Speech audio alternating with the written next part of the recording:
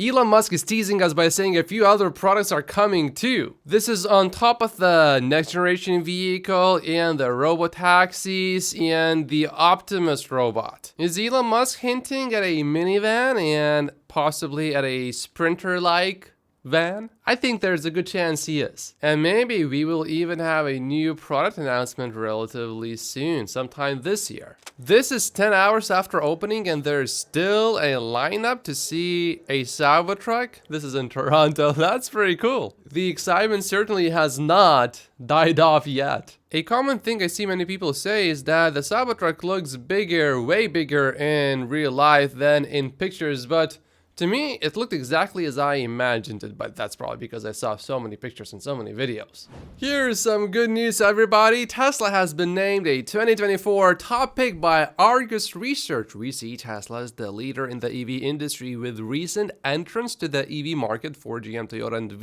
VW now struggling to right-size their future capital expenditure budgets. We believe Tesla has an opportunity to grow market share in 2024. That is a somewhat unusual take because so many people, so many investors now think that Tesla is entering this phase where growth is going to be somewhat limited this year. Troy, for example, says that Tesla is pretty much demand limited everywhere, meaning if Tesla produces more vehicles without increasing demand, advertising, or if Tesla does not cut prices further, Troy says basically that Tesla would not really sell any more vehicles, with a few exceptions like the Model 3, the refreshed one in Europe. It seems like the demand for that is pretty good. Their reasoning, though, to some degree certainly makes sense. Recently, Tesla has been challenged by a sluggish environment for electric vehicles, as rising interest rates, elevated inflation, and supply chain disruptions have pushed demand lower. However, in 2024,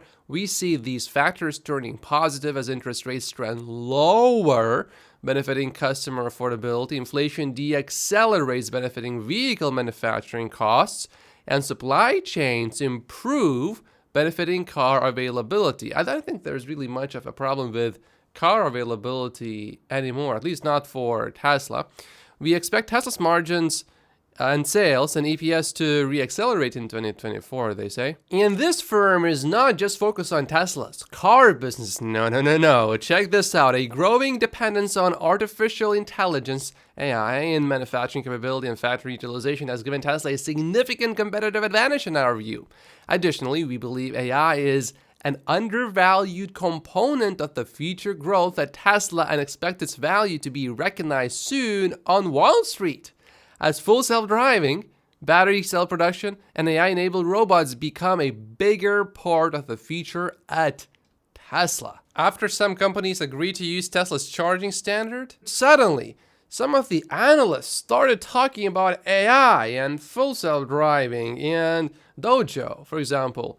Tom Narayan, Morgan Stanley, in this firm talking about all of these AI opportunities in a very positive and bullish way for Tesla. I think that trend is going to continue. Interestingly though, we are not really hearing much about Tesla's energy business, not yet, but that will change. Tesla is asking customers with pending Model X orders to update their configurations by January 10th, as the model they initially ordered is no longer being produced. Failure to reconfigure your model will result in order cancellation. Tesla says, we received updated EPA range estimates for Model X long range that are slightly lower than when you placed your order. This update is a result of several comfort and functionality improvements we have made across our vehicles, which require more energy from the battery pack. So it's not just the way the testing is done. The EPA also updated their range testing guidance to ensure sticker estimates for all manufacturers more closely reflect real-world range, impacting previous range estimates for all manufacturers, not just Tesla. Now, how come Tesla is not specifically saying what got better?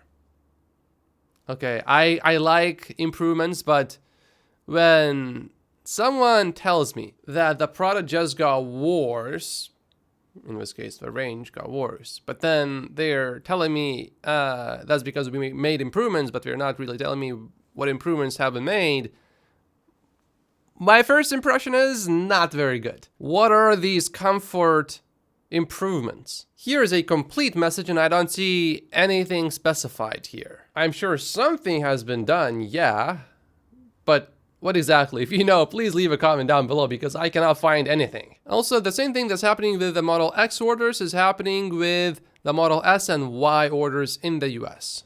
I think it would be not a bad idea to give the media less ammunition to attack Tesla. Look at these headlines from yesterday. Tesla slashes electric car range amid claims it exaggerated mileage. Just as Tesla loses the EV crown, Elon Musk's biggest market in Europe pulls the rug out from under him. The rug pull was so devastating that Tesla grew in Europe by 57% in one single year.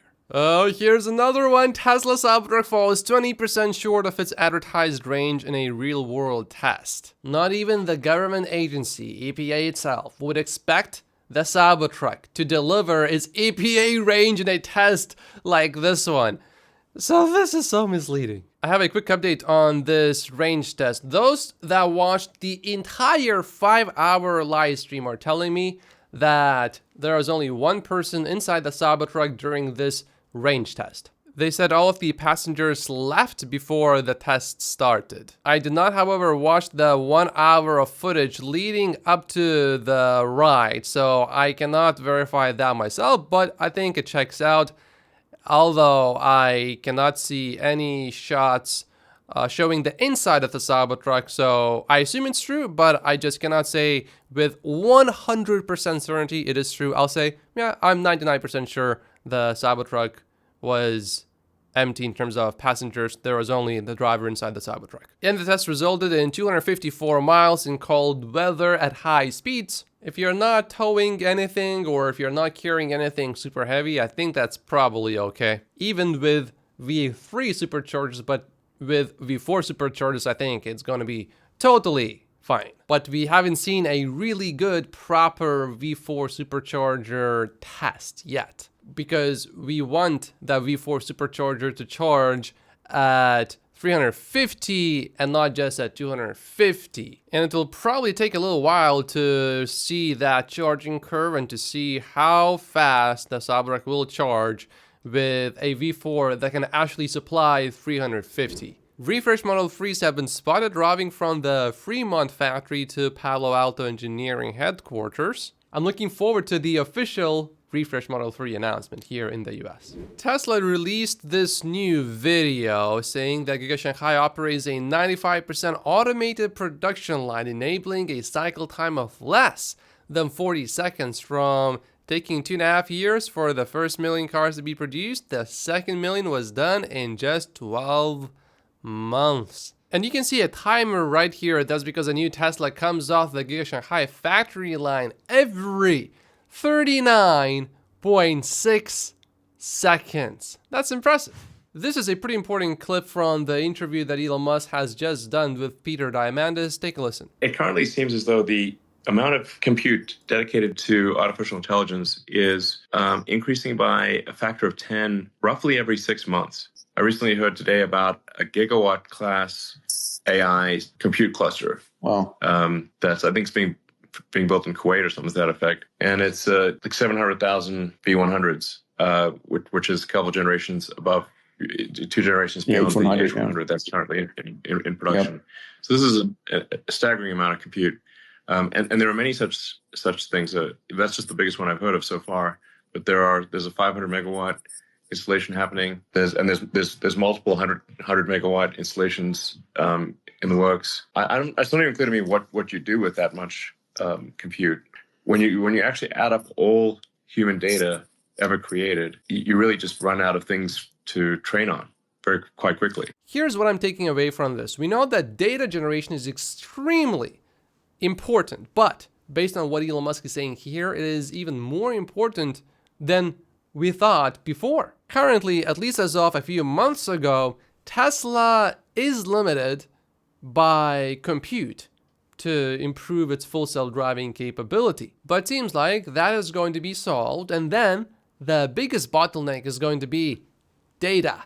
Do we have enough data? And the thing is, Tesla can quickly generate more data. Tesla's fleet is growing. and it will especially accelerate with the next generation vehicle. One argument against AGI becoming a reality quickly is that if there is not enough data to create AGI, then maybe AGI is not coming all that soon. Perhaps the reason why all of these large language models are making so much progress so quickly is because there's just so much data that these models have not been trained on yet. So anytime you add more data, it just gets better immediately. But if you are out of data and now you rely on generating new data, progress could be quite a bit slower after that. And while Elon Musk says he has never seen anything grow faster than AI, not even close, maybe that growth will slow down. But if it doesn't, and if it just continues as experts expect it to continue, then we should have AGI sometime in the next 10 years, supposedly. And if the forecasts continue to be wrong at the same rate that they have been wrong until now, we might be looking at AGI in 2027, supposedly. That would be really fast. But I'm not really convinced that it is going to happen in just a few years. That sounds a bit too fast. Way too fast to me, actually. And while ChatGPT at first seemed really revolutionary, how often do you actually use it? The main thing that I use it for is just checking my grammar. And occasionally, if I know absolutely nothing about the topic, then I will ask ChatGPT to tell me a few things about it, and then I need to double check if what it is saying is actually true. Because often it is really convinced something is true, but then it turns out it is not at all. So my main issue with it is the times when it is so confident and does not even perceive a tiny possibility of being wrong. For example, there is a thing in real estate called a 1031 exchange in the US. I asked ChatGPT, do we have that same thing in Canada here? And was convinced there is such a thing as a 1031 exchange in Canada, but no. My Canada says definitely not. A 1031 exchange is one of the reasons why maybe sometime eventually I would want to move to the US, because if, for example, you have a property that's worth 1 million right now, and then eventually it goes to, let's say, 4 million. With a 1031 exchange, you can sell that property, you receive 4 million, then you don't pay capital gain taxes on the 3 million you made as long as you buy another property with that money. You cannot do that here in Canada. So for example, if I no longer believe that the real estate market in the long term will do well here in Vancouver, I cannot just sell all of my property and then move to another city without paying any capital gains tax. Tesla rejects calls for collective wage agreement at Giga Berlin. We are focusing on ourselves in order to find solutions for our employees quickly and without unnecessary escalation, and thus make changes happen significantly faster. Yeah, I remember a few months ago when the strike started in Sweden. A little bit before that, there was a potential escalation in Germany, but then Tesla just increased everyone's wages. Supposedly that had nothing to do with the potential strike. I'm not so convinced though that it had nothing to do with it, but the situation was resolved very quickly, and it seems like something similar is happening here again. If the workers actually just want to make more money, it's very simple. Show that you are worthy of higher pay, or that you have other opportunities in another place, and then you will probably make more money at Tesla. I think Tesla's employees unionizing eventually would actually make the employees earn less money, because the culture would change, and right now Tesla attracts the best of the best, and with the union you probably will not attract these people anymore, so overall things would be a little bit more difficult. Tesla Model Y praised as emergency services car in France. They don't really specify what they like about it, but they do say that they will buy more Tesla vehicles. Well, they didn't mention Tesla specifically, but they mentioned EV, so I assume it's gonna be Teslas. This is fairly important news. Tesla has dropped the starting price of its 2-hour Megapack commercial energy storage product by $42,500 roughly. I am pretty sure that lower lithium prices have something to do with that price drop, so I don't see any reason to be disappointed by this price drop. And James says, I think we will learn in the next earnings report that energy gross margin will allow Tesla some slack to push the envelope a bit to gain market share in this rapidly growing market. It's been a little while since we have seen reports of new Tesla Megapack installations, but here's a new $140 million Tesla Megapack installation. Drew Baglino, who is a Tesla executive, stopped by to congratulate the local team on the successful installation. The EPA will hold a hearing next week on whether to approve California's plan to require all new vehicles sold in the state by 2035 to be electric or plug-in electric hybrids. They know that the US government is having issues with these instant rebates, point-of-sale rebates in the US for EVs following the launch of a new online portal. And to help industry, the IRS today announced an extension for dealers and sellers of clean vehicles to submit time of sale reports for the point of sale EV rebate. Basically, their system wasn't working well, so they are giving dealers more time. I remember last year we also had issues with the $7,500 EV tax credit because of the government, so seems like the same thing is repeating itself. Again, that's how effective government is at getting things done. BMW sold a total of 45,000 battery EVs in the US in 2023, so 12.5% of the brand's total sales volume. Not too bad. On my walk to the gym, I keep breathing these fumes that I don't want to breathe. I always thought it's really silly to drive to the gym and then jump on a treadmill for like 10 or 15 minutes to warm up or just to do cardio when you can just walk or run to the gym. But now that I'm actually trying to do a little bit of cardio on my way to the gym, I really don't like these fumes. I might end up being one of these people that drive to the gym just to go on a treadmill for a little bit. The US Energy Department has released a new statement in 2023. More than 1.4 million EVs were sold in the US, a 50% increase in 1 year. The Biden administration's industrial policy for clean energy is helping to deliver this transition. Now, keep in mind that Tesla made up an estimated 47% of that 1.4 million. And most importantly, the Biden administration for a very long time refused to even say the word Tesla. So that's how much they helped. But it's also important to point out that the $7,500 tax credit certainly benefited Tesla quite a bit. Hyundai, I think we should pay a bit more attention to Hyundai. It ranked second behind Tesla as EPA fuel economy leader. Hyundai's EV sales more than doubled over the last year. On my way to the gym, I saw this vehicle and I thought it looked quite a bit better than in pictures. I really liked it. This one though, I don't know, to me it looks like an 80-year-old man with spine problems walking like this the whole time. But I would much rather see that on a road than a gasoline-powered vehicle emitting fumes that I have to breathe in on my way to the gym. The first time I saw this car in person, I thought, this car needs to go to a chiropractor. Ooh, it's not just Tesla under pressure from the unions.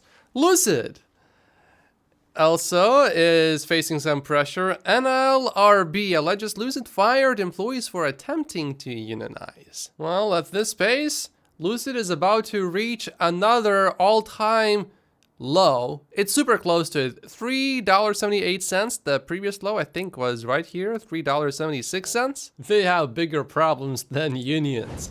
BYD breaks ground on its first sodium-ion EV battery plant. BYD is investing $1.4 billion into it. If you didn't know, sodium-ion batteries offer a cheaper alternative to lithium, but have a lower energy density. The batteries are most useful in low-cost small cars or two-wheelers that do not need the higher energy density, so that's why Tesla is not using them. For example, BYD sells some really small cars. Here's a US auto market update. Cox Automotive forecasts full year 2023 US auto sales to finish near 15.5 million units, up from 13.9 million in 2022, but still down from the market peak of 17.5 million in 2016. The auto industry in the US is likely to keep growing, which will help Tesla sell more vehicles, especially with interest rates likely to come down. This has to be one of the cutest pictures from Elon Musk. That's his son on his back. My son Lil X says Elon loves clinching precariously to my back and yelling monkey rides. And so do Tesla shareholders.